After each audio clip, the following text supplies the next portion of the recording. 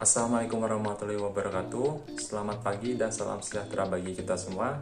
Om Swastiastu, Namo Buddhaya. Perkenalkan, nama saya Rizky Mangkulur. Saya merupakan mahasiswa Fakultas Hukum Universitas Lampung.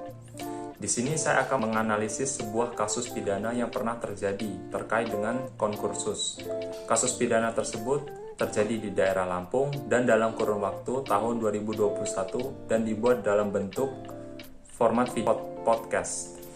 Karena keterbatasan waktu dan situasi yang tidak memungkinkan untuk mengundang narasumber karena COVID-19, saya akan membuat video ini menjadi bentuk solo podcast, yaitu saya sendiri yang akan berbicara dalam video ini. Latar belakang saya membuat video podcast ini yaitu untuk memenuhi tugas UAS Hukum Pidana dengan dosen pengampu Bapak Eko Raharjo dan Ibu Rini Fatona. Sebelum saya menganalisis kasus tindak pidana tersebut, saya akan menjelaskan dulu apa itu konkursus. Konkursus itu merupakan istilah dalam ilmu hukum pidana, yaitu gabungan tindak pidana dalam waktu tertentu. Konkursus itu dilakukan oleh seseorang yang telah melakukan beberapa tindak pidana, di mana tindak pidana tersebut belum ada putusannya dalam pengadilan yang sah atau belum didakwa sekaligus. Konkursus itu digunakan kepada seseorang yang melakukan tindak pidana atau beberapa peristiwa tindak pidana secara sekaligus. Batas-batas dari konkursus sendiri itu ada, yang pertama, yang melakukan tindak pidana adalah seseorang atau satu orang yang melakukan tindak pidana. Ini juga yang membedakan antara konkursus dengan penyertaan pidana. Kemudian yang kedua yaitu seseorang melakukan tindak pidana lebih dari satu atau tindak pidana. Itu yang kedua. Dan yang ketiga, bahwa dua atau lebih tindak pidana tersebut belum ada yang diadili dalam pengadilan. Dalam merumuskan sanksi pidananya, perbarengan tindak pidana ini menggunakan sistem penyerapan atau absorpsi.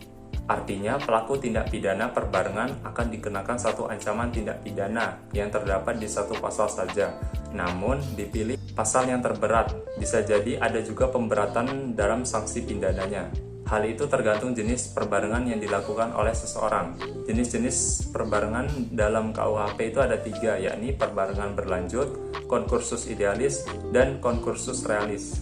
Yang pertama itu perbarengan berlanjut. Itu merupakan gabungan dari beberapa perbuatan yang dilakukan oleh seseorang. Namun perbuatan yang satu dengan perbuatan lainnya belum pernah diselingi dengan putusan hakim yang mengikat. Hal ini berdasarkan pada pasal 64 ayat 1 KUHP. Dan yang kedua ada konkursus idealis.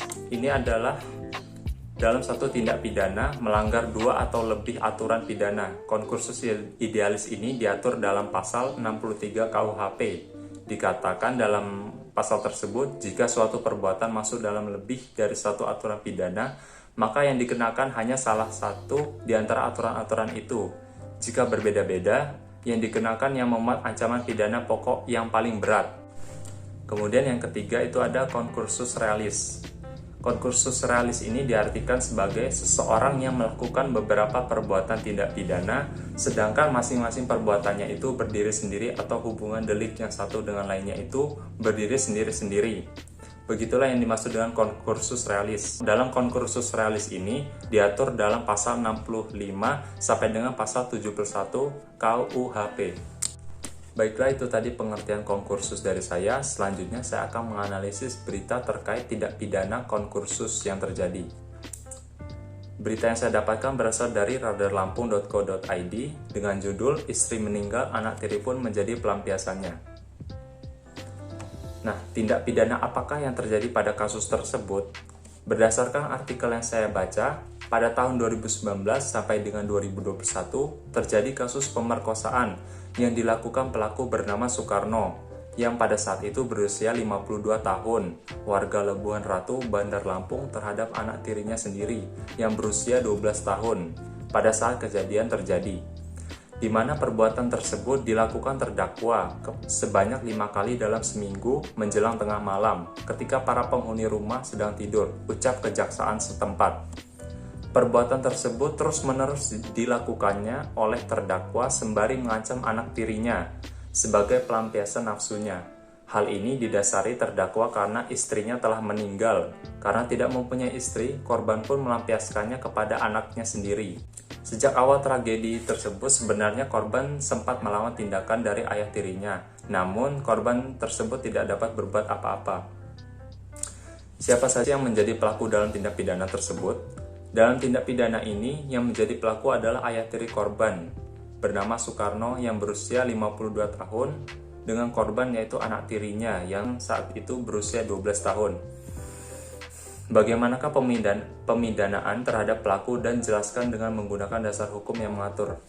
Atas perbuatan yang dilakukan dari Soekarno tersebut, ia didakwa dan dijerat dengan pidana pasal 81 ayat 1 atau ayat 2 Undang-Undang Republik Indonesia Nomor 17 Tahun 2016 tentang penetapan peraturan pemerintah pengganti Undang-Undang Nomor 1 Tahun 2016 tentang perubahan kedua atas Undang-Undang Republik Indonesia Nomor 23 Tahun 2002, yaitu tentang perlindungan anak.